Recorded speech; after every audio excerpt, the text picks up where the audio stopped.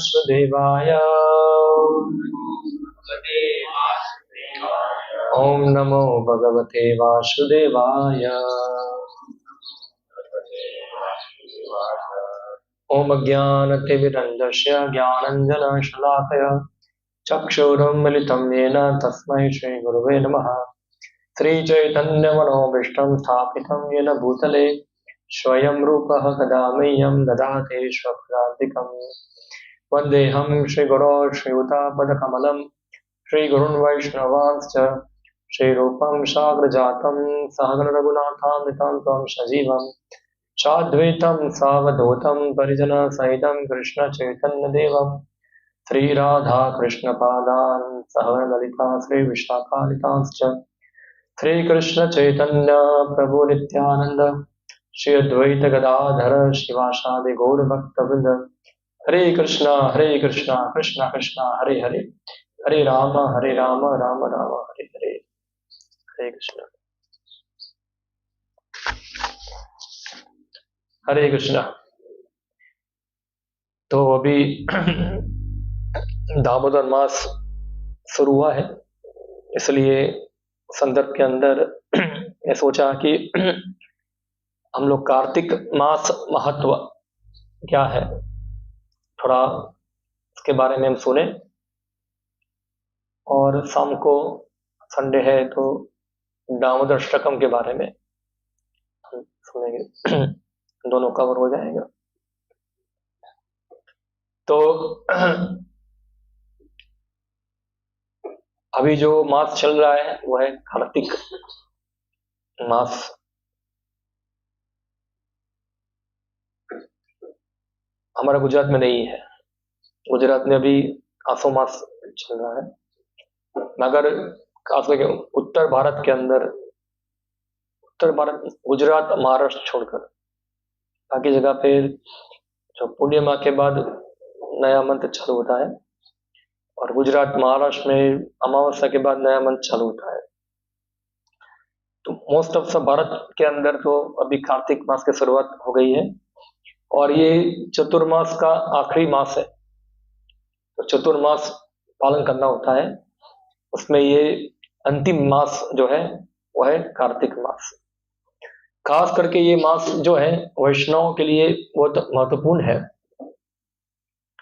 क्योंकि ये मास के अंदर बहुत सारे वैष्णव उत्सव आते हैं। कौन कौन से आएंगे? एक गोवर्धन पूजा, और गोपाष्टमी, और गोपा तिरुभाव हमारे लिए, और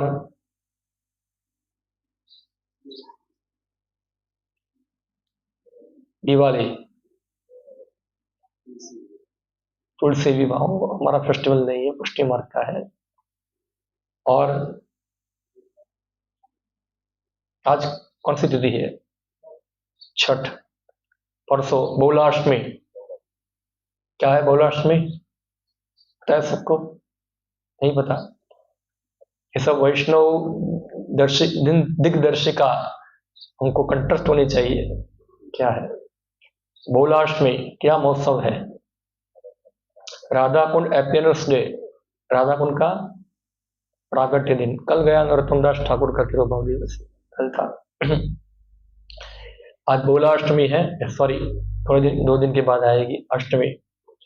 तो ऐसे बहुत सारे फेस्टिवल जो होते हैं यही महीने के अंदर। गौर किशोरदास बाबा जी महाराज का तिरुभाव दिवस एकादशी के दिन आएगा। ऐसे बहुत सारे उत्सव जो है ये महीने में आते हैं, और इसलिए ये महीना जो है वैष्णव के लिए बहुत महत्वपूर्ण है। हाँ, ज्यादा ठंडी भी नहीं है, ज्यादा गर्मी भी नहीं है। एक कार्तिक मास और एक फाल्गुन मास दोनों सेम होते हैं, ठंडी ज्यादा आधा आता है। तो ये खास करके भक्त लोग जो है कार्तिक मास पालन करने के लिए कहाँ जाते हैं? वृंदावन। पूरा महीना वृंदावन रुकते हैं, और फिर वहां अपना भजन करते हैं। कोई परिक्रमा करेगा, कोई कार्तिक व्रत बोलते हैं उसको, कार्तिक व्रत पालन करते हैं। हाँ, बहुत लंबा डिटेल है कार्तिक व्रत पालन करने का, मगर कुछ कुछ जो है जो श्री प्रभुपाद ने हमको बताया, मैं उसको थोड़ा पढ़ूंगा और हम कार्तिक व्रत को समझने का प्रयत्न करेंगे। ये महीने को दामोदर मास भी कहते हैं। क्यों? इसलिए ये कारण है खाली। 12 महीनों के 12 नाम क्या है? भगवान के 12 नामों से है। तो एक महीना क्या है? दामोदर। और ये व्रत को, जो कार्तिक व्रत पालन करना होता है, उसको कहते हैं ऊर्जा व्रत भी कहते हैं। हाँ, सुना है आपने? नहीं सुना? इसमें ऊर्जा प्राप्त करनी है। और ये जो व्रत, ये जो मंत्र है, हर महीने की एक प्रिजाइडिंग ड्यूटीज होती है, हर महीना का। यानी कि ये महीने का ये भगवान के ये स्वरूप होता है। तो दामोदर मास, कार्तिक मास में जो प्रिजाइडिंग ड्यूटीज जो है वो है श्रीमती राधिका, ऐसा शास्त्र बताते हैं। तो ये जो महीना है, इसमें खास करके लोग वृंदावन में जाकर भगवान कृष्ण की भक्ति में, सेवा में ज्यादा प्रगति करने का प्रयास करते हैं।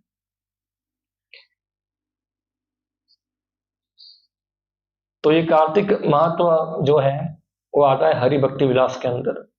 सब लोग जानते हैं हरि भक्ति विलास, नाम सुना है? किसने लिखा है?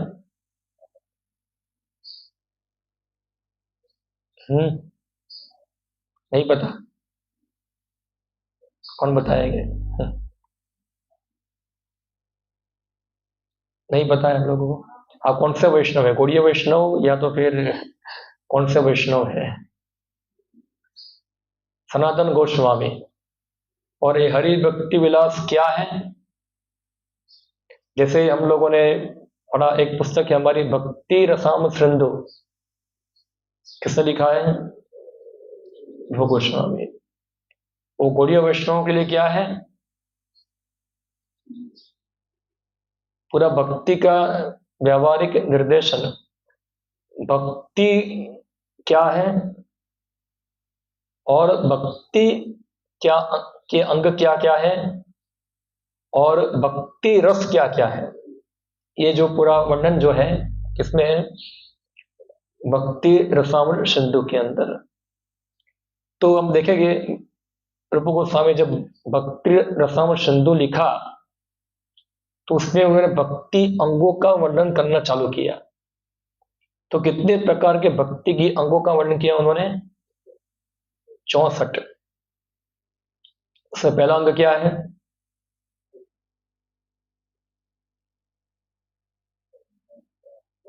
नवविधा भक्ति में पहला है श्रवण, पर यही नवविधा भक्ति को विस्तार किया 64 अंगों के अंदर, हाँ, रूप गोस्वामी ने। तो सबसे पहला अंग क्या है?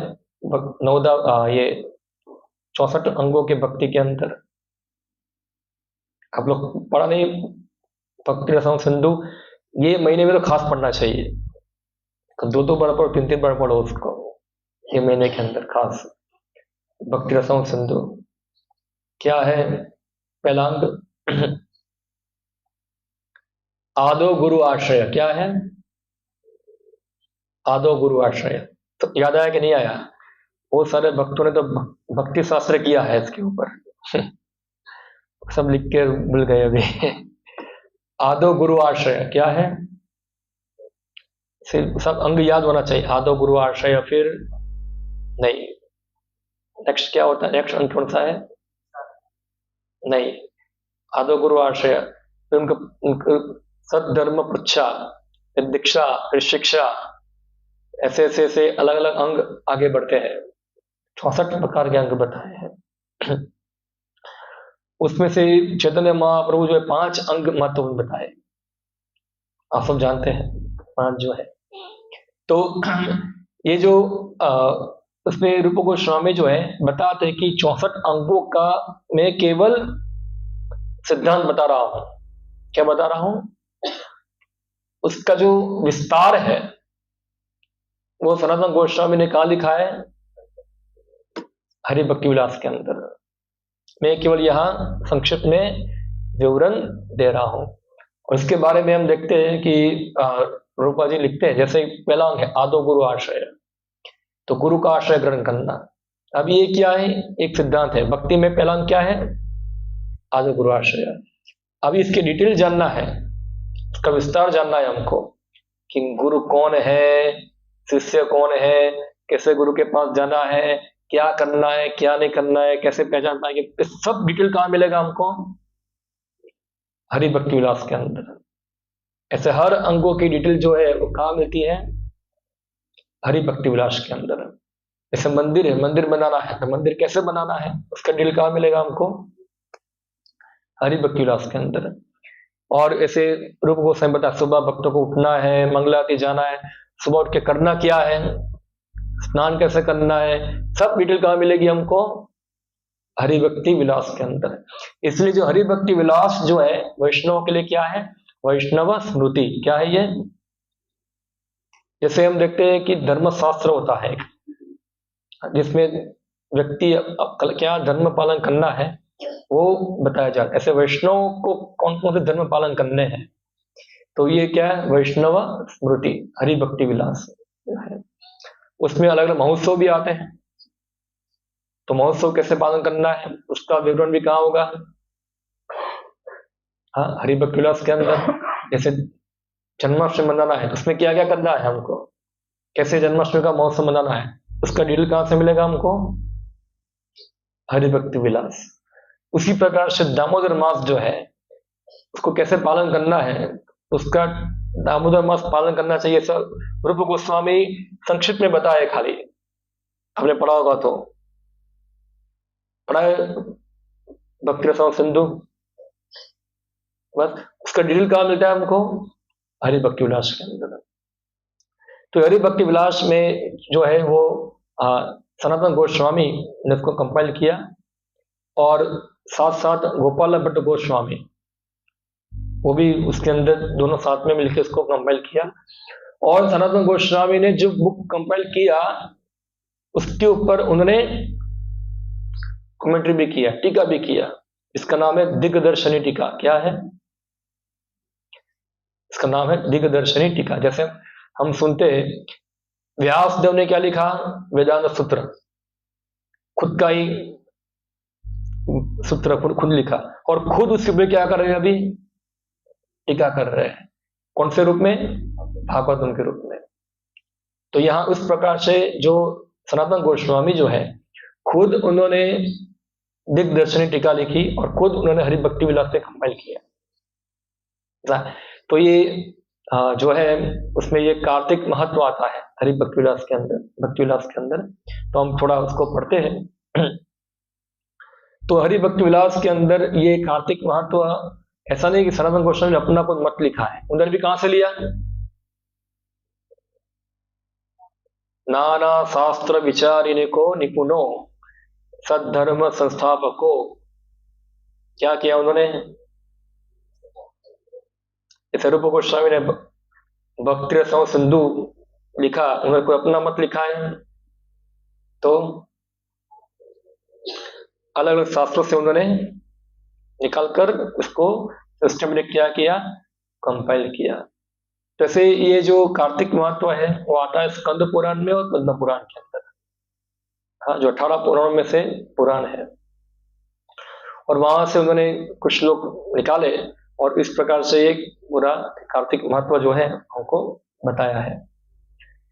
तो यहाँ स्कंद पुराण में कहा गया है कि समस्त तीर्थ स्थलों में स्नान करने, दान देने आदि से कार्तिक व्रत पालन करने की तुलना में 1 लाखवां फल भी प्राप्त नहीं होता। यानी कि आप सब तीर्थ स्थानों में जाओगे, वहां जाके स्नान करोगे, सब जगह में दान दोगे, फिर भी उसकी तुलना कार्तिक व्रत जो पालन करते उसके 1 लाख का भाग होगा, उसके साथ भी तुलना की जा सकती नहीं है। सबको सा मिलता है। हाँ क्यों ऐसा बताया गया है? क्यों क्यों ऐसा बताया गया है? तो ये हमको समझना होगा भक्ति संदर्भ के अंदर। जैसे हम पढ़ते हैं चैतन्य चरितामृत के अंदर आता है, तो चैतन्य चरितामृत के अंदर एक वर्णन है ऐसा कि जो व्यक्ति 1000 अश्वमेध यज्ञ करेगा और उसका फल जो प्राप्त होता है, वही फल अगर किसी व्यक्ति सोचता है कि एक बार हरे कृष्णा मंत्र करने से मिल जाएगा, तो वो व्यक्ति कहाँ जाएगा?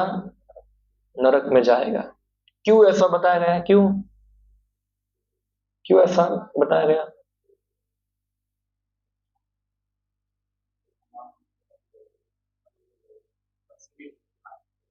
तो इसके लिए हमको पढ़ना पड़ेगा 8 नंबर का नाम अपराध। तो जो 8 नंबर का नाम अपराध कौन सा है? इसको पता है? हाथ ऊपर करो। 8 नंबर का नाम अपराध, 10 नाम अपराध है, इसमें 8 नंबर का नाम अपराध ये आता है। ये कोई किसी को पता नहीं है। सब तो वृंदावन वाले बोलते हैं, सब लोग 10 नाम तो भूल गए सब। पूरा बोलो, पूरा सिस्टमेटिक, ऐसा आधा आधा मत बोलो, पूरा स्पष्ट होना चाहिए। हरे कृष्ण महामंत्र के जप की महिमा हरे कृष्ण महामंत्र को शुभ सकाम कर्मों के समान समझना। तो हरे कृष्ण मंत्र कोई शुभ सकाम कर्म है क्या? तो शुभ सकाम कर्म क्या क्या है? यज्ञ, दान, तप, फिर ब्राह्मण को खिलाना, तीर्थ यात्रा करना, गंगा में स्नान करना, इत्यादि इत्यादि, सब क्या है? शुभ कर्म। और शुभ कर्मों से क्या होता है? पुण्य प्राप्त होता है। और पुण्य से क्या होगा? व्यक्ति अच्छी भौतिक स्थिति प्राप्त करेगा, जन्म, ऐश्वर्य, सुतश्री, पुण्य, या तो फिर स्वर्ग में जाएगा। तम ते भुक्त्वा स्वर्गलोकम विशालम।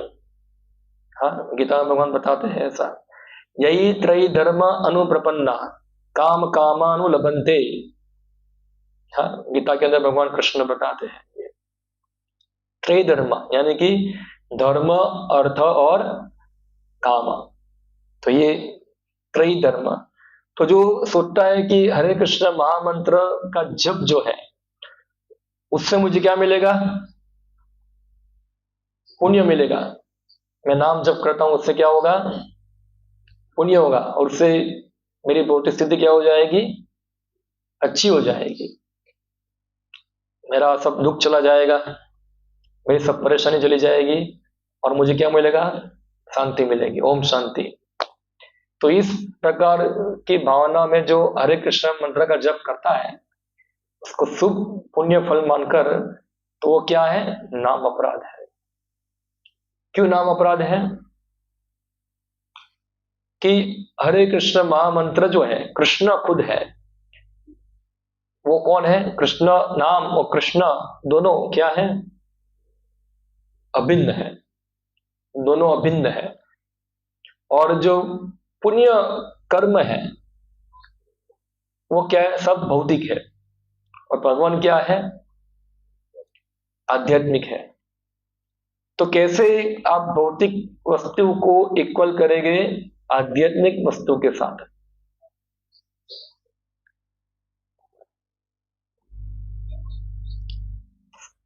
समझे क्या है? नहीं पता चला आपको? ऊपर से गया है। भौतिक कर्म का फल जो है वो क्या है? भौतिक है, और भगवान क्या है? आध्यात्मिक है। तो क्या भगवान और भौतिक, भगवान की भक्ति में सेवा और भौतिक कर्म दोनों एक ही है क्या? हाँ, जैसे लोग खाते हैं, हम लोग भी प्रसाद ग्रहण करते हैं, दोनों में कुछ अंतर है कि एक ही है? क्या अंतर है? क्या प्रसाद ग्रहण करना भौतिक कर्म है और घर में हलवा पूरी खाना भौतिक कर्म है? अगर भगवान को ऑफर नहीं किया हो तो। हाँ, तो भौतिक कर्म और एक है आध्यात्मिक कर्म। इन दोनों का भेद हमको पता होना चाहिए। दिखने में दोनों क्या लग रहे हैं, जैसे उदाहरण दिया, सोना और लोहा दोनों ही क्या है, मेटल है, मगर एक सोना है और एक क्या है, लोहा है। दोनों में जमीन आसमान का फर्क है। तो ऐसे भौतिक कर्म और आध्यात्मिक कर्म लग रहा है कि दोनों एक ही है, मगर दोनों में क्या है, जमीन आसमान का अंतर है। जैसे एक भौतिक उदाहरण आपको देता हूं मैं, समझ पाएंगे। इस तार होता है, ये तार, और तार में से क्या पास होता है, इलेक्ट्रिसिटी। आपको दिखता है, नहीं दिखता है। जो तार में से पावर सप्लाई चालू नहीं हो रहा है, उसको आप छूओगे तो कुछ होगा नहीं। जिससे पावर जा रहा है, जो तार कनेक्ट हो गया सोर्स के साथ और आपने पकड़ लिया, तो पता चलेगा, झटका लगेगा आपको। तो वही तार है, एक ही तार है, मगर दोनों की क्वालिटी क्या है अभी अलग। क्योंकि एक तार जो था वो सोर्स के साथ जुड़ा हुआ नहीं है, और ये तार सोर्स के साथ जुड़ा हुआ है, इसलिए उसकी क्वालिटी क्या हो गई, परिवर्तित हो गई। उसी प्रकार से जो कर्म जो है, जो भगवान कृष्ण के साथ जुड़ जाते हैं, तो वो कर्म क्या हो जाते हैं, सोर्स कृष्ण है और तार कर्म है, दोनों जुड़ गए तो क्या बन जाएगा, वो कर्म क्या बन जाएगा, कि कृष्ण आध्यात्मिक है, इसलिए वो कर्म भी क्या हो जाएगा, आध्यात्मिक। मगर वो कर्म कृष्ण से कट गया, काट दिया तार किसी ने, और वही तार है, तो फिर क्या बन जाएगा, वो भौतिक। सिंपल समझना है ये। जैसे हम भगवान को भोग लगाते हैं, तो वही भोजन है, हलवा पूरी पकौड़ा पकौड़ा जो भी है सब लगाया, वो क्या बन गया, कृष्ण के संपर्क में आ गया, तो वो आध्यात्मिक हो गया।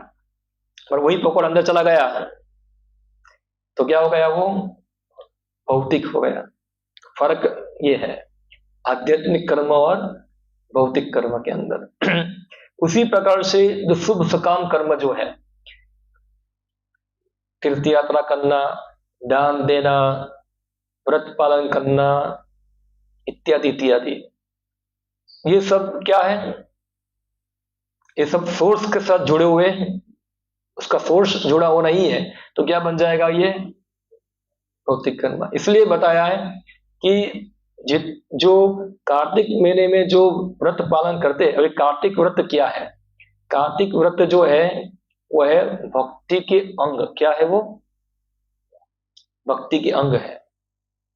जो रूप गोस्वामी ने 64 अंग बताए हैं भक्ति रसायन सिंधु के अंदर, वही अंग पालन करना होता है कार्तिक को, इसको व्रत बोल दिया है, कार्तिक व्रत।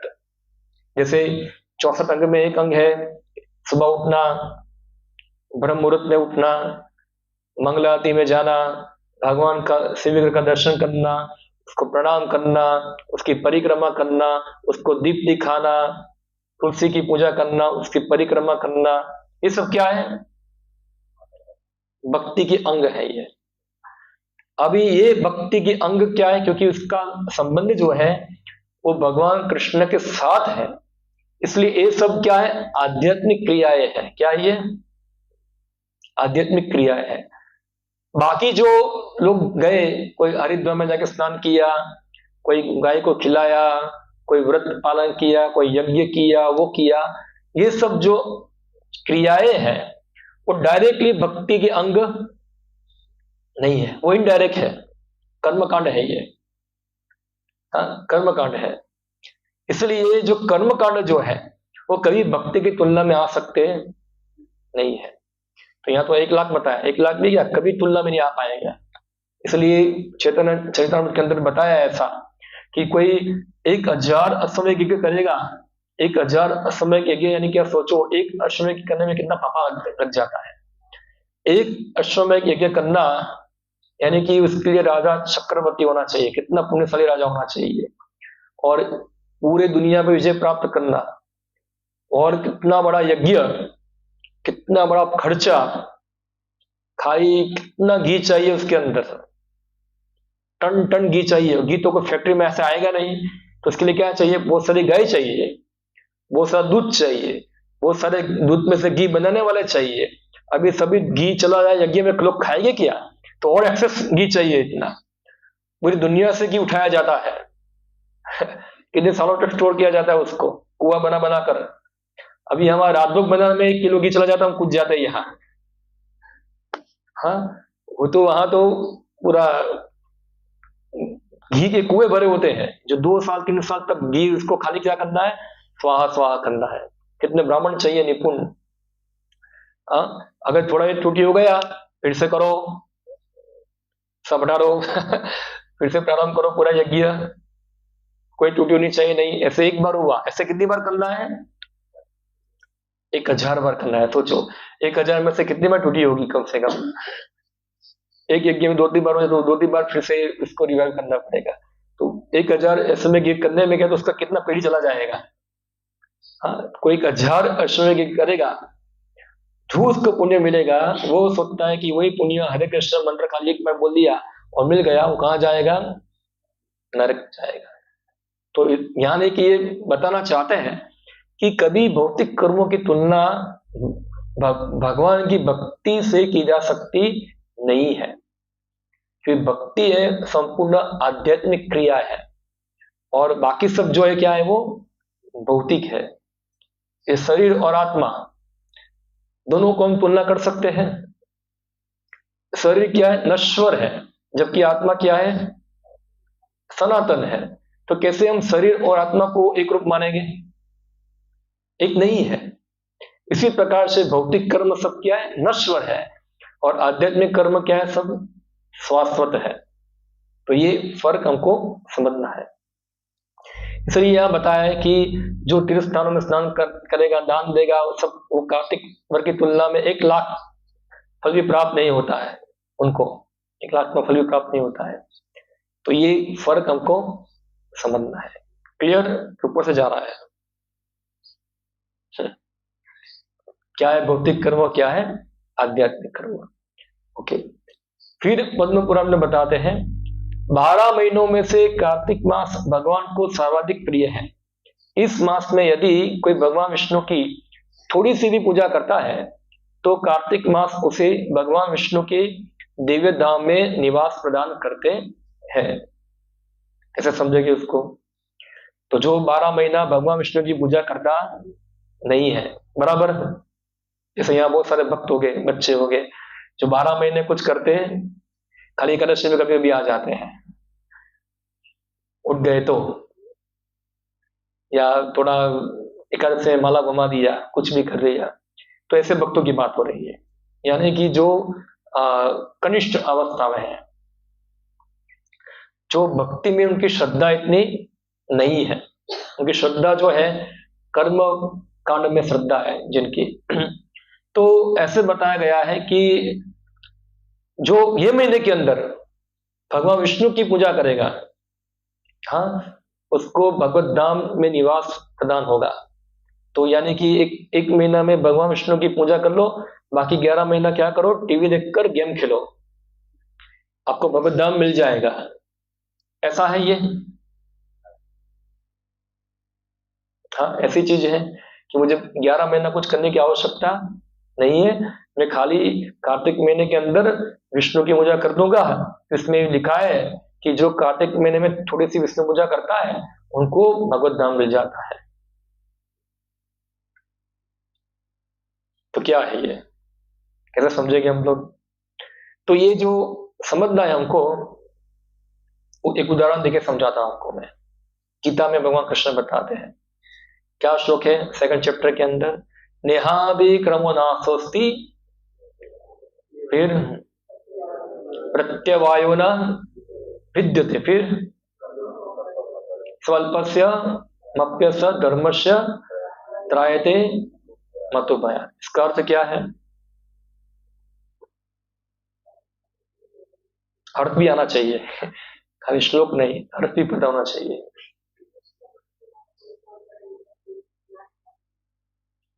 नेहाभिक्रमो नास्ति प्रत्यवायो न विद्यते, तो इसके अंदर बताते कि ये जो मार्ग है, ये जो धर्म है वो पालन करने में कोई नुकसान नहीं है। अगर ये मार्ग के अंदर थोड़ी सी प्रगति होती है वो क्या होगा, उसको महान भय से क्या करता है, रक्षा करते है। इसका मतलब क्या हुआ,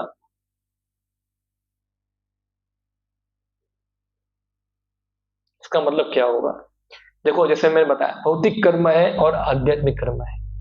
जो भौतिक कर्म है वो आपने 100% किया, मगर मृत्यु के बाद क्या हो जाएगा, वो खत्म। मगर आध्यात्मिक कर्म आपने 1% किया, वो क्या होगा, आपके नेक्स्ट जीवन में क्या होगा, वो 1% आएगा आपके साथ। हाँ, तो वो फिर से कैरी फॉरवर्ड होगा आगे। हाँ, तो जो 1% आपने किया उसका नाश होता नहीं है, वो रहता है, बैलेंस में रहता है ये। तो यहाँ एक उदाहरण लेकर समझाता हूं आपको मैं। जैसे द्वारिका है, यहाँ ये रास्ता कहाँ जाता है, द्वारिका, और ये रास्ता कहाँ जाता है, राजकोट। अभी दो व्यक्ति है, एक राजकोट जा रहा है, एक द्वारका जा रहा है। अभी जो राजकोट जाने वाला है उसके पास एक गाड़ी है, समझो कौन सी फास्ट गाड़ी चलती है, मर्सिडीज बेंज। और उसको बोला द्वारका जाना है मर्सिडीज बेंज लेकर, तो किसी ने रास्ता दिखाया, इस तरफ चले जाओ राजकोट की ओर।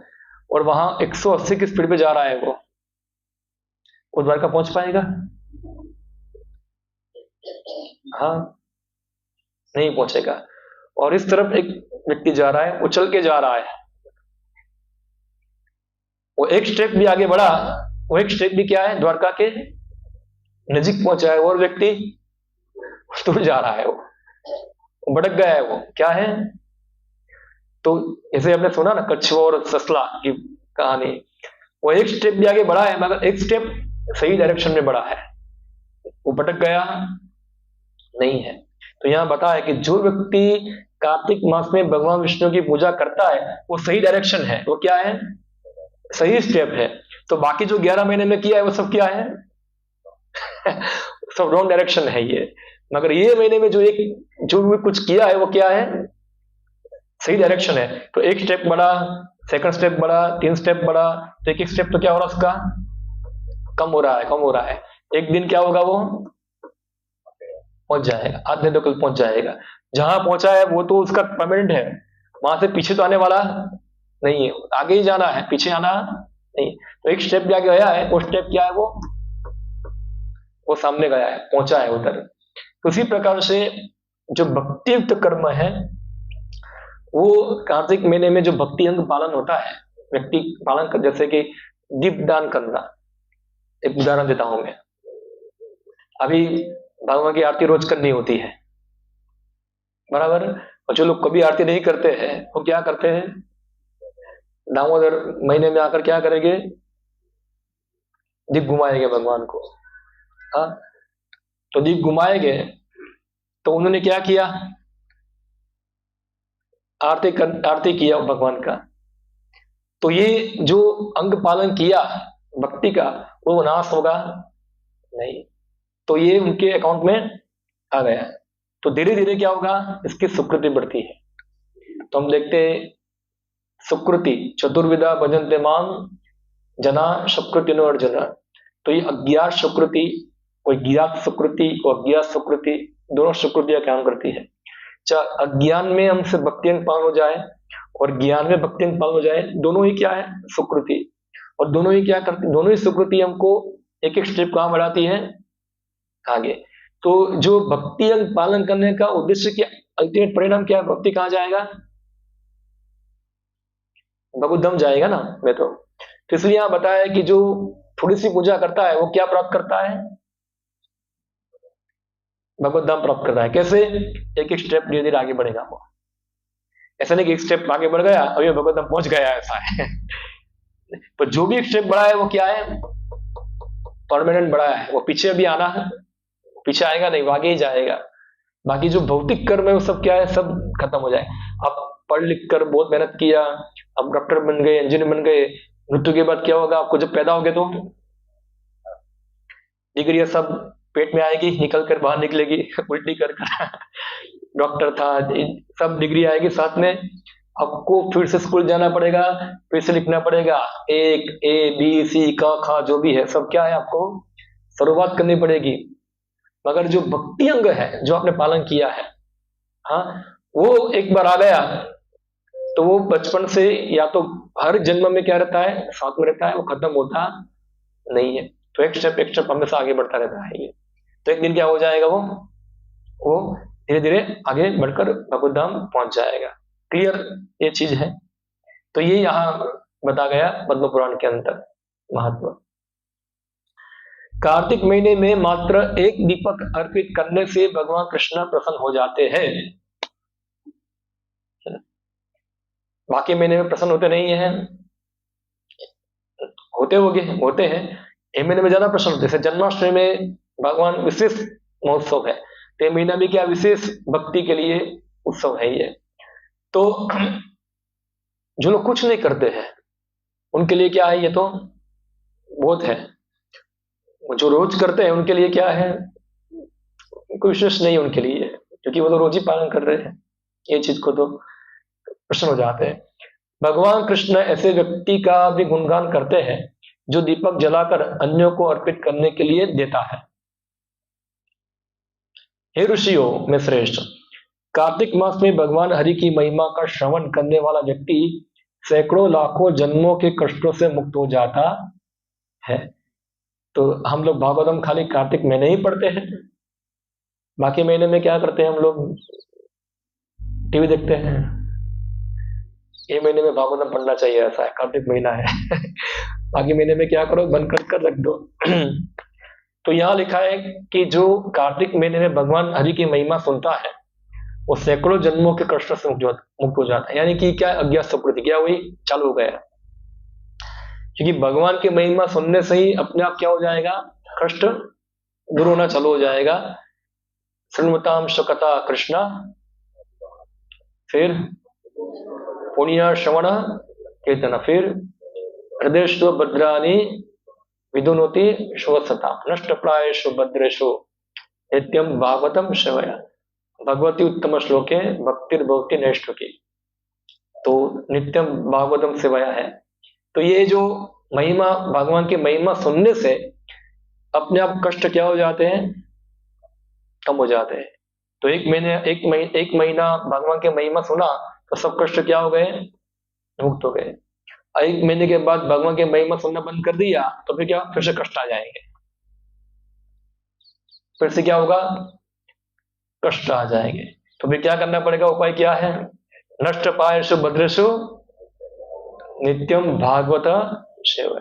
तो रोज महिमा सुनेंगे तो रोज कष्टों से क्या मिलेगा, छुटकारा। तो ये यहां बताया। कार्तिक महीने में जो व्यक्ति स्नान करके रात्रि जागरण करता है, दीपक अर्पित करता है, तुलसी वन की रक्षा करता है, या भगवान विष्णु के समान आध्यात्मिक देह प्राप्त करता है, सारूप्य मुक्ति मिलेगी उसको। तो बाकी महीनों में स्नान नहीं करना होता है, क्या है, रात्रि जागरण करना। एक्चुअली जो गौड़ीय वैष्णव सिद्धांत भी है, अभी तो हम लोग पालन नहीं करते हैं, मगर जनरली जो प्राचीन जो व्यवस्था थी उसमें वैष्णव खास करके कुछ तिथियों में रात को जागरण होता है। जैसे एकादशी, उसमें क्या है, पूरी रात जागना होता है। कितना, 8 प्रहर कीर्तन, हाँ, पूरा 8 प्रहर क्या होता है, कीर्तन। सुबह 4 प्रहर, शाम के 4 प्रहर, 8 प्रहर कीर्तन। मगर अभी कलयुग में लोग क्या है, इतने क्षमता वाले नहीं है, मगर पहले ऐसा था।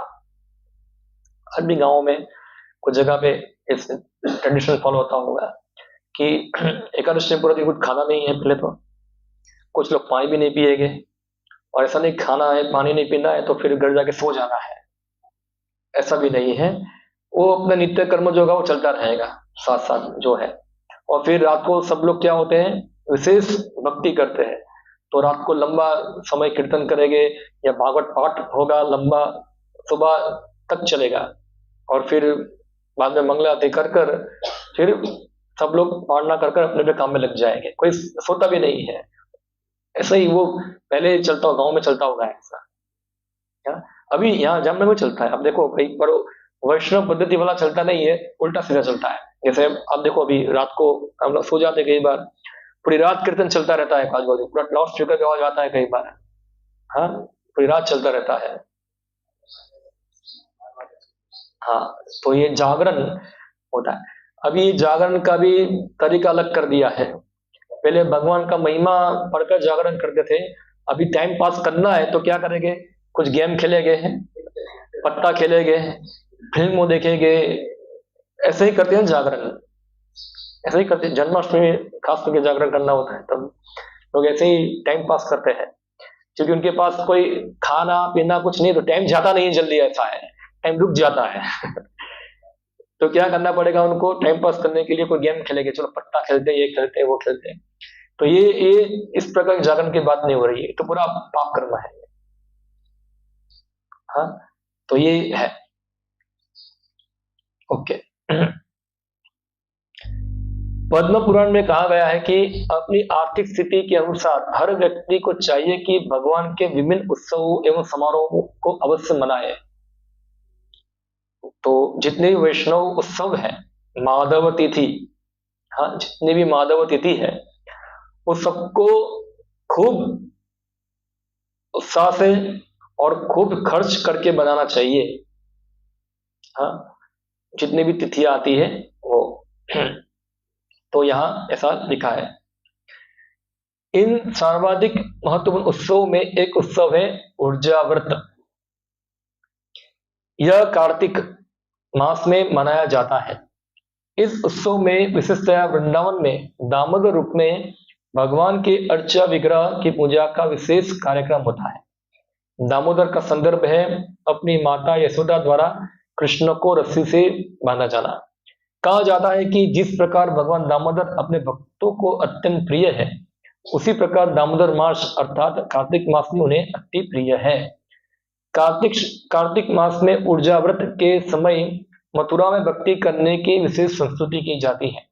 आज भी अनेक भक्त इस प्रथा का पालन करते हैं।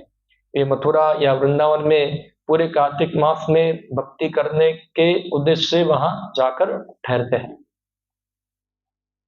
तो पूरा महीना क्या करते हैं, ब्रजवास मथुरावास करके वहां भक्ति अंग पालन करते हैं।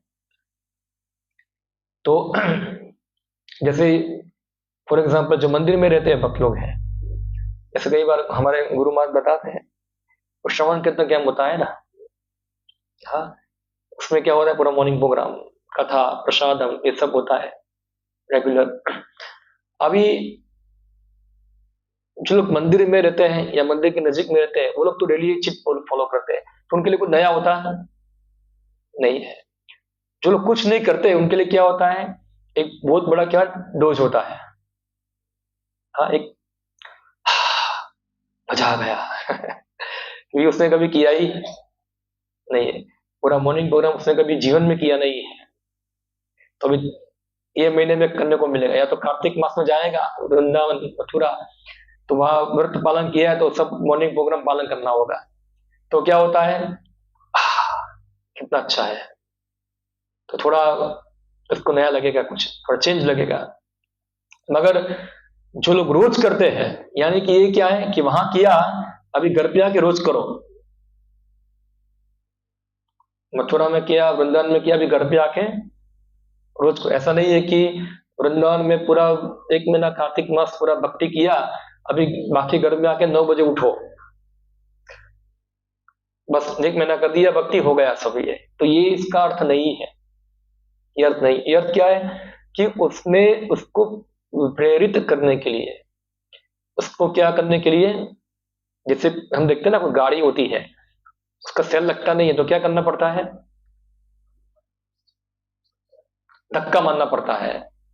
तो ये क्या एक प्रकार का धक्का है क्या ये, तो एक बार धक्का लग गया फिर क्या होती है, गाड़ी चालू हो जाती है।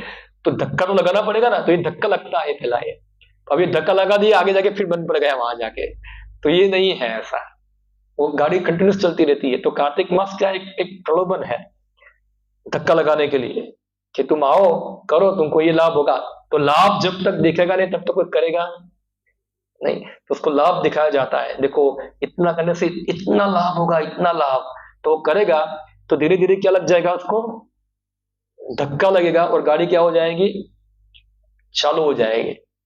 अगर लोग भी बहुत बेकार होते हैं, वो 1 महीना कर दिया बस, अभी क्या हो गया, खत्म। तो ये धक्का इतना इतना बराबर काम नहीं किया होता है। कुछ होते हैं सुकृतिवान जो थोड़ा गए वहां और उनको अच्छा लगा और धीरे धीरे भक्ति में प्रगति करने का उत्साह उनका बढ़ा, तो भक्ति में जुड़ते हैं, धीरे धीरे जुड़ते हैं। ऐसा हम देखते हैं, कोई वृंदावन जाएगा, मायापुर जाएगा, उसको प्रेरणा मिलती है कभी मैं घर भी जाके भी माला करूं, कभी माला नहीं किया, मगर गया भक्तों के साथ वृंदावन मायापुर, वहां झोली पकड़ा दिया तो चल करना पड़ा 16 माला।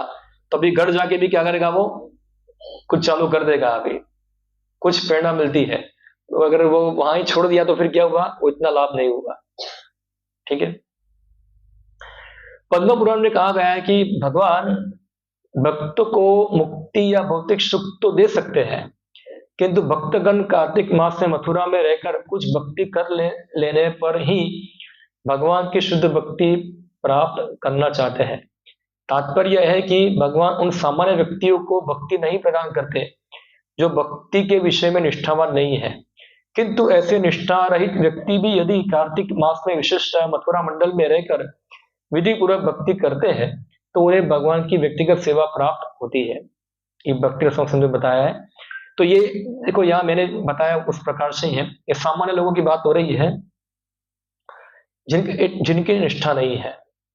तो ये महीने में वो थोड़ा भक्ति करते हैं तो क्या होगा कि उसकी निष्ठा जो है भक्ति में और बढ़ती है।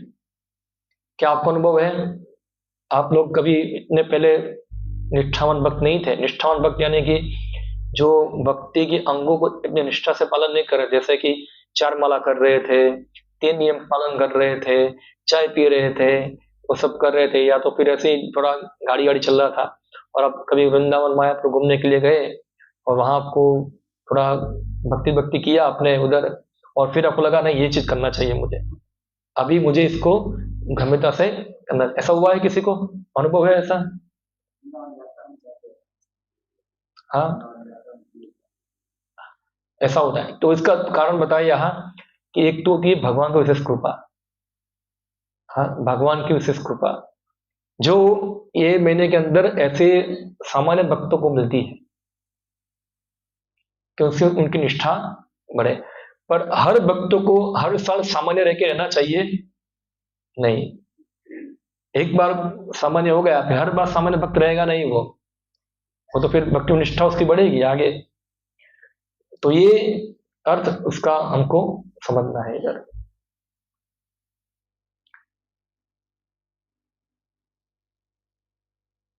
अभी कार्तिक मास का अनुपालन कैसे करें, तो एक प्रभुपाद का और एक भक्तों का वार्तालाप है, मैं पढ़ता हूं। एक भक्त श्री प्रभुपाद को पूछते हैं, श्री प्रभुपाद आज ऊर्जा व्रत यानी कि कार्तिक व्रत का प्रारंभ है, तो क्या आप वर्णन कर सकते हैं ऊर्जा व्रत क्या है, इसका पालन कैसे किया जाए? तो प्रभुपाद बोलते हैं, ऊर्जा व्रत आप 1 महीने तक 24 घंटा हरे कृष्ण महामंत्र का जप करें। प्रभुपाद बताइए क्या है ऊर्जा व्रत, करो इसको। तो सब लोग हंस पड़े। भक्त बोलते हरे कृष्णा कृष्णा कृष्णा हरे। प्रभुपाद, हाँ सो मत खाओ मत, यही ऊर्जा व्रत है, क्या तुम इसका पालन कर सकते हो? भक्त बोले मालूम नहीं। तो ये प्रभुपाद का वार्तालाप है, थोड़ा छोटा सा वार्तालाप है। तो ये जो मेन सिद्धांत क्या है, मेन सिद्धांत क्या है इसमें से निकलता है, हाँ क्या, कीर्तनीय सदा हरि, कीर्तनीय सदा हरि। तो हमेशा भगवान की भक्ति में समय लगे रहो 24 घंटे। तो खाली कार्तिक महीने में नहीं, हर महीने के अंदर। तो यहाँ मेन चीज क्या है कि जो इंटेंसिटी है भक्ति की, खास करके उसको बढ़ा सकते हैं महीने के अंदर। तो बाकी महीनों में क्या मिलेगा, वो इंटेंसिटी बढ़ती जाएगी। ऐसा नहीं कि ये महीने में इंटेंसिटी बढ़ाया तो अगले महीने में कम कर दिया। इसे कई बार हमारे गुरु महाराज उदाहरण देते हैं ऐसा, कि बहुत लोग होते हैं कार्तिक मास में 64 माला करते हैं, तो महाराज बोलते हैं कार्तिक मास में 64 माला करते हैं, बाद में बंद क्यों कर देते हैं, करो आगे करो, क्यों नहीं करते हैं। तो इंटेंसिटी आपने बढ़ाई तो फिर पीछे आना चाहिए, नहीं फिर तो आगे ही बढ़नी चाहिए। तो ये है इंटेंसिटी कि क्या है कि आप खाली, फिर तो क्या हो गया कि आपने कार्तिक मास में 64 माला किया, तो आपने माला को किस प्रकार लिया, कर्मकांड के रूप में लिया। आपको कीर्तनीय सदा हरि का भाव मिला नहीं, रस मिला नहीं, आपने उसको हरे कृष्ण महामंत्र को एक भौतिक रूप में नाम ले लिया उसका, किसी तरह 64 कर दिया, बस हो गया है। और बाकी महीने में तो 16 माला करने में दम निकल जाता है पूरा।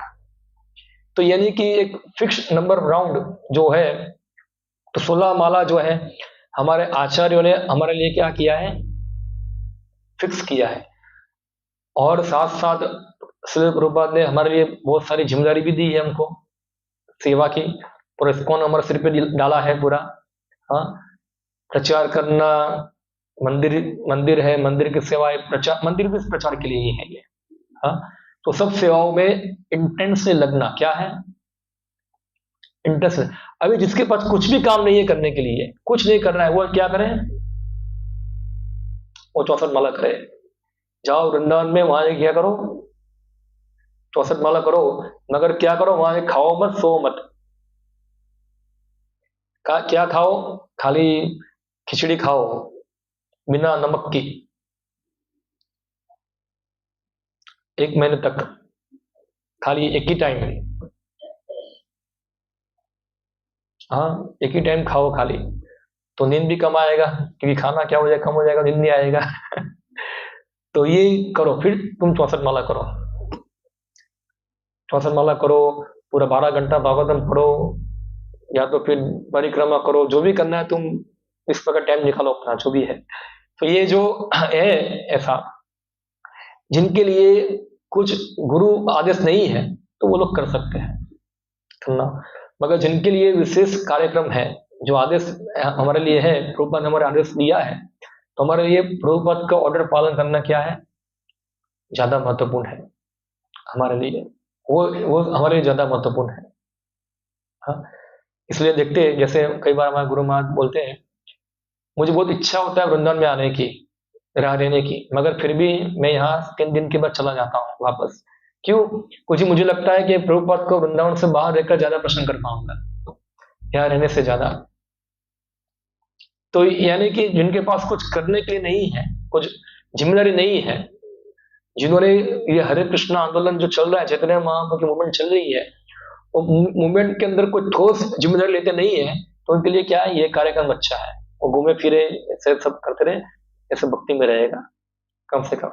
मगर उससे भी श्रेष्ठ क्या है कि हम क्या लें, ये आंदोलन को आगे बढ़ाने के लिए कोई जिम्मेदारी ले, और ये जिम्मेदारी लेंगे तो आपका भूख और नींद अपने आप खत्म हो जाएगा आपका, आपको कृत्रिम तरीके से आपको बंद करने की आवश्यकता पड़ेगी नहीं। अगर आप रियल में सिंसियरली ये कृष्ण भक्ति को ग्रहण करते हैं, तो वो भी क्या है, कीर्तनीय सदा हरि, 24 घंटे क्या है, भगवान का महिमा गान करना, कीर्तन करना।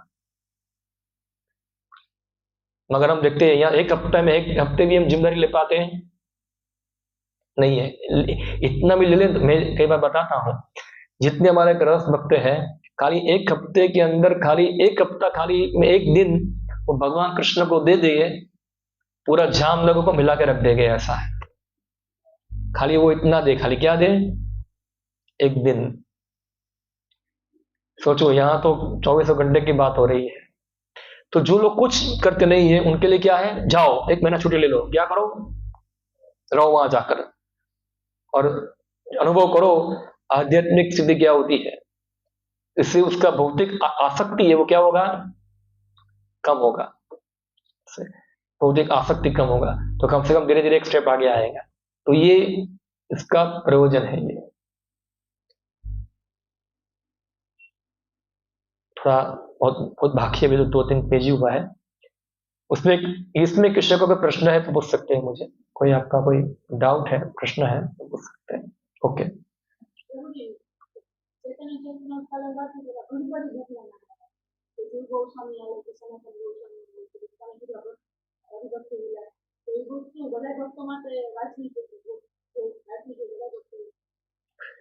एक भजन है हमारा, आचरण लिखा है, गौरांग बोली था भी, आई थिंक ये कीर्तन के अंदर आता है। उसमें एक लाइन आती है, रूप रघुनाथ पदे होइबे आकृति, ताबे आमे बुझाइबे जुगल प्रीति। सुना है आप लोगों ने? उसका अनुवाद क्या है? अगर आपने पढ़ा होगा इसका अनुवाद भी पढ़ा पढ़ा होगा, क्या है इसका अनुवाद?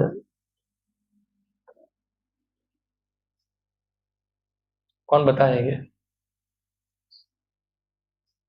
निकालो फोन के अंदर आपके, देखो।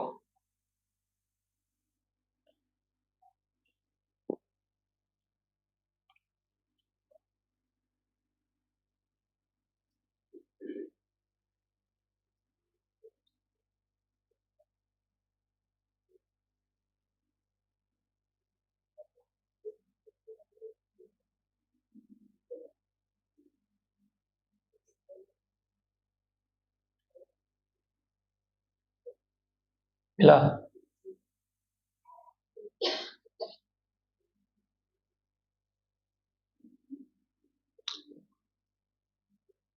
पढ़ो जोर से, इंग्लिश से पढ़ो, कोई बात नहीं।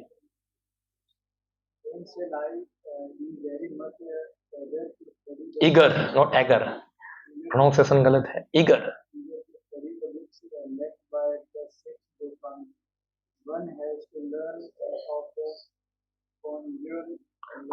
conjugal love.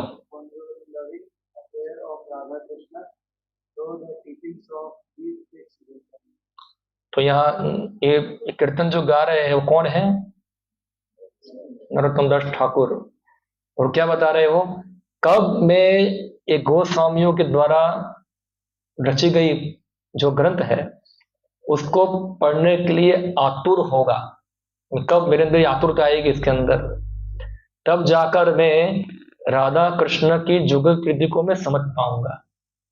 तो आतुरता है हमारे अंदर, तो शुरुआत कर सकते हैं हम लोग। सबसे पहली पुस्तक पढ़नी चाहिए उपदेशामृत, जो किसने लिखा है? रूप गोस्वामी ने। फिर भक्ति रसायन सिंधु पढ़ा है सब लोगों ने, समझे है पुस्तक को?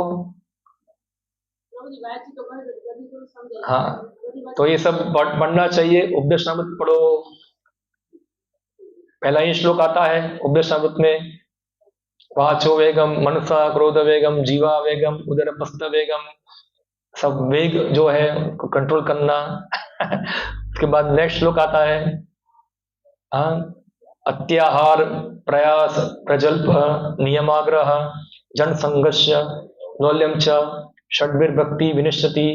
फिर तीसरा श्लोक आता है, उत्साह धैर्य निश्चया तत्तत्कर्म प्रवर्तनात् संगत्यागो शतवृते षड्भिर्भक्ति प्रसिद्धति। चौथा श्लोक आता है, ददाति प्रति गृणाति गुह्यमाख्यादि पृच्छति भुंक्ते भोजयते चैव षड्विधि प्रतिलक्षणम। ये जो 4 श्लोक है ना, ये 4 श्लोक साधना भक्ति के हैं। तो ये 4 श्लोक कम से कम पालन होना चाहिए। उसके बाद नेक्स्ट जो श्लोक आते हैं आगे वाले, थोड़ा उन्नत भक्तों के लिए है, तो ये है। फिर उसी प्रकार से भक्ति रसायन सिंधु पढ़नी चाहिए। तो इसमें भक्ति रसायन सिंधु के अंदर भक्ति क्या है उसका ही वर्णन रूप गोस्वामी एक श्लोक के अंदर लिखते हैं। क्या है वो श्लोक? अनियाविलासिता शून्यम ज्ञान कर्मादि अनावृतम अनुकूल्यन कृष्ण अनुशीलनम भक्तेर उत्तम। ये उत्तम भक्ति है। तो ये जरा श्लोक को पढ़ो, समझो, दिमाग में लगाओ कि यार हम लोग इस प्रकार कर रहे हैं, तब आगे का बराबर चलेगा। जैसे हम क्या बोलते हैं मैथ्स के अंदर, क्या करते हैं? दाखला, हमारा गुजराती में बोलते हैं दाखला, हिंदी में क्या बोलते हैं? सब हिंदी में सब बोलते हैं, इंग्लिश सब बोलते हैं, हिंदी में क्या बोलते हैं? पहाड़ा पहाड़ा नहीं क्या आएगा हिंदी, को पता नहीं हिंदी क्या बोलते हैं हिंदी में। ओके आप समझ गए क्या है। गुजरातीમાં દાખલો અને इंग्लिशમાં सम्स। उसमें आपका पहला स्टेप जो गलत होगा, बाकी स्टेप जो आप सही सही सही सही करेंगे, आपका जवाब क्या आएगा? हाँ रॉन्ग आएगा। तो आप बोलेंगे मैंने खाली सब स्टेप सही किया, ऊपर का स्टेप भी गलत किया है ये। तो पहले पहला स्टेप सही रखना है, क्या है? अनिय अभिलाषिता शून्यम, ये स्टेप रखा। ज्ञान कर्मादि अनावृतम आनुकूल्यन कृष्णानुसलेरम भक्ति उत्तम, ये भक्ति है, पहले ये स्टेप मैं पालन कर रहा हूँ। फिर नेक्स्ट स्टेज, नेक्स्ट स्टेप, तब जाके आगे बढ़ पाएंगे। अब ये स्टेप हमारा निकल गया यहाँ से और फिर ऊपर जाएंगे तो क्या बन जाएंगे हम लोग? सहजिया, क्योंकि ये स्टेप हम खा गए इधर से। तो इसलिए एक एक स्टेप हमको आगे बढ़ना होता है ये। तो अगर आपको लग रहा है कि ये स्टेप हमारा ठीक से पालन नहीं हो रहा है, तो नेक्स्ट स्टेप पे पैर रखना चाहिए नहीं, वरना क्या होगा? एक स्टेप पे पैर बराबर रखा नहीं है और दूसरे स्टेप पे रखने गए तो क्या होगा? नीचे गिरेंगे। इसलिए एक स्टेप पूरा पक्का करो, उसके बाद नेक्स्ट स्टेप में आगे बढ़ो। और ऐसा भी नहीं है कि जो कुछ चीज जो है जो श्रील प्रभुपाद जी के पुस्तकों में नहीं है, और इसलिए हमको लगता है कि डायरेक्टली सीधी गोस्वामी की पुस्तक पढ़नी होगी, ऐसा नहीं है। श्रील प्रभुपाद जी सभी गोस्वामियों के प्रतिनिधि है। उन्होंने अपने ग्रंथों के अंदर सभी चीज को स्पष्ट प्रस्तुत कर दिया है, कोई चीज हमारे लिए बाकी रखी नहीं है। ए टू जेड जो हमारे लिए एक सामान्य भक्तों से लेकर एक उन्नत भक्तों को जो भी कृष्णा भावना को चाहिए वो सब उसके अंदर है। तो अगर आप 4 ग्रंथ पढ़ेंगे खाली, गीता, भागवतम, चैतन्य चरितामृत, भक्ति रस सिंधु, आपका जीवन सफल हो जाएगा। कोई चीज उसमें से बाकी रहेगी नहीं, ये सब चीज उसमें बाकी जो है वो सब उसका ही डिटेल है ही है इसके अंदर। ये 4 पुस्तकों से आ ही जाता है, हाँ, और कुछ बाकी रहा नहीं है। प्रभुपाद जी सब कुछ क्लियर किया है ग्रंथों के अंदर, मगर हमको उसको नियमित अध्ययन करना होगा तो हम समझ पाएंगे। अभी हमने भागवतम पढ़ा नहीं है और हम सोचेंगे हम पढ़ेंगे उज्ज्वल नीलमणि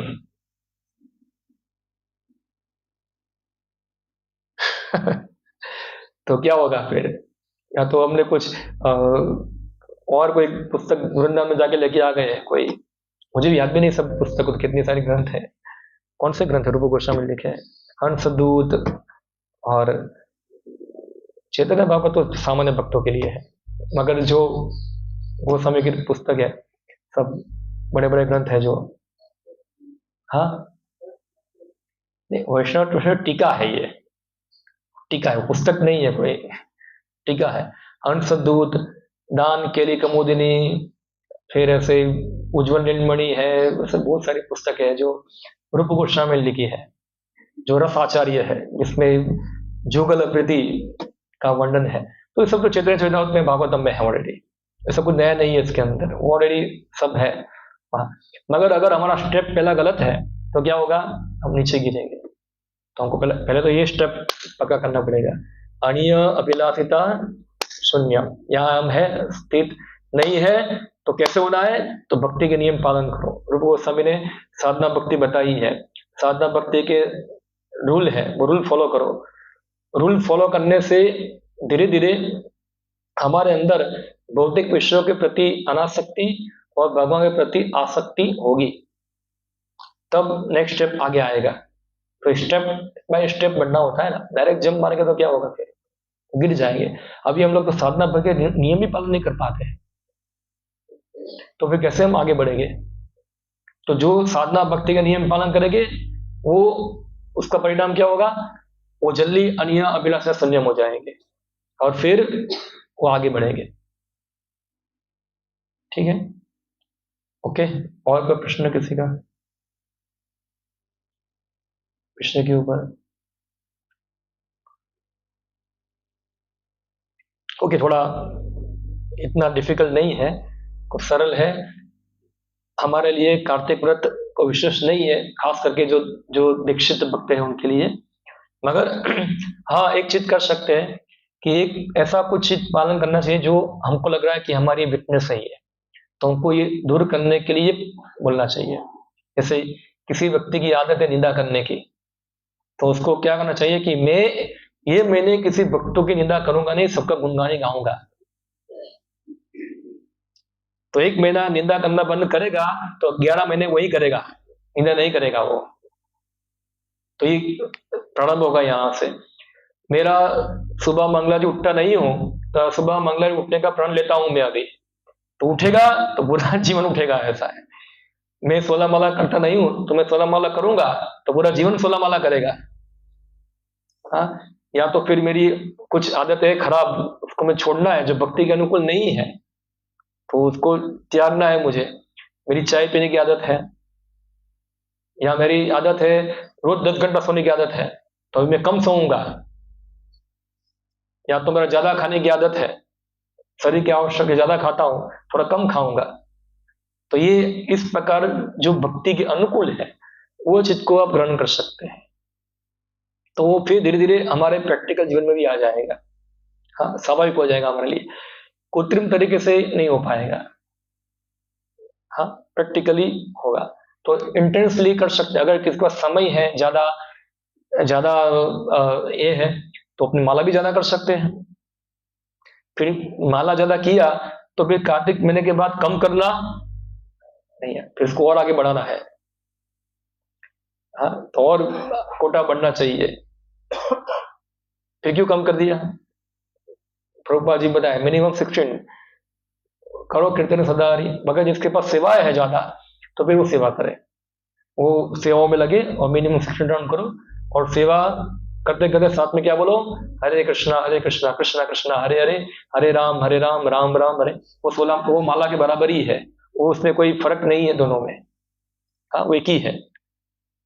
तो इस प्रकार से हमको हमको आदत डालनी चाहिए। क्या डालनी चाहिए? ये प्रैक्टिस होनी चाहिए, ये अभ्यास है। ये धीरे धीरे अभ्यास होता आएगा तो क्या होगा, आदत में आ जाएगा। फिर 24 घंटे क्या होगा, कीर्तनिया सदाहरी।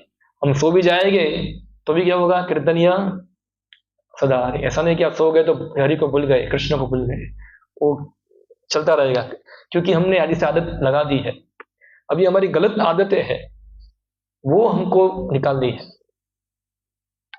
वो आदतें निकाली, वो गलत आदतें हमारी एक जन्म में भी है, ना जाने कितने जन्मों की भी है, उसके संस्कार सब मन में पड़े हुए हैं, और सबको निकालना। तो उसके लिए क्या चाहिए, बहुत अच्छा साधु संग चाहिए, बहुत अच्छा साधु संग चाहिए। और अपने आप को इस प्रकार से रखो कि वो आदतें आपके ऊपर फिर से हावी ना हो जाए, वो आपके ऊपर हावी ना हो जाए। जैसे आप देखो, बावड़ होता है, उसको बोते हैं, बोया है तो काट दिया, उसको पानी मिलेगा तो क्या हो जाएगा, फिर से उग जाएगा। इसलिए जो जो भक्ति के अनुकूल आदतें नहीं थी हमारे, हमने छोड़ दिया उसको। अभी जब वो चीज हमारे सामने आएगी तो क्या होगा, उसको पानी मिलना चालू हो जाएगा। इसलिए जितना हो सके इतना उससे दूर रहो। दूर रहोगे तो धीरे धीरे आपसे ये चीजों से आपको अनासक्ति हो जाएगी और उसको भूल जाएंगे। मगर बार बार के सामने आते रहेगी तो क्या होगा, आपको बस, मुझे पूर्व समय के अंदर क्रिकेट खेलने की इच्छा थी, बचपन में क्रिकेट खेला हूँ, तो अभी देखूंगा क्रिकेट, हो क्रिकेट हो क्रिकेट तो क्या आ जाए, फिर से क्रिकेट दिमाग में चालू हो जाएगा पूरा। और जब गेम खेलने की इच्छा थी तो अभी छोड़ दिया है, गेम आ गया तो गेम खेलना आ जाएगा, तो क्या है, फिर से वो संस्कार आ जाते हैं, फिर से पकड़ लेगा ये, आग पकड़ लेगी ये। तो इससे क्या है, उससे दूर रहो ये सब चीजों से। इससे बहुत सारी चीज है जो हमारे चेतना में घुसी हुई है, सब चीज उसको निकालना। इसके लिए क्या चाहिए, अच्छा साधु संग और रूल्स, अच्छे स्ट्रिक्ट मनोबल, तो उससे सब निकल जाएगा। ठीक है, तो ये कार्तिक महीने में इसको अभ्यास कर सकते हैं, थोड़ा करना हो, इंटेंसली प्रयास करने का। तो फिर धीरे धीरे अगले महीने में हम लोग उसको और ज्यादा अच्छी तरह से कर पाएंगे। ओके, हरे कृष्णा। श्री प्रभुपाद की जय। कार्तिक मास की जय। गौर प्रेमानंदे हरि हरि बोल।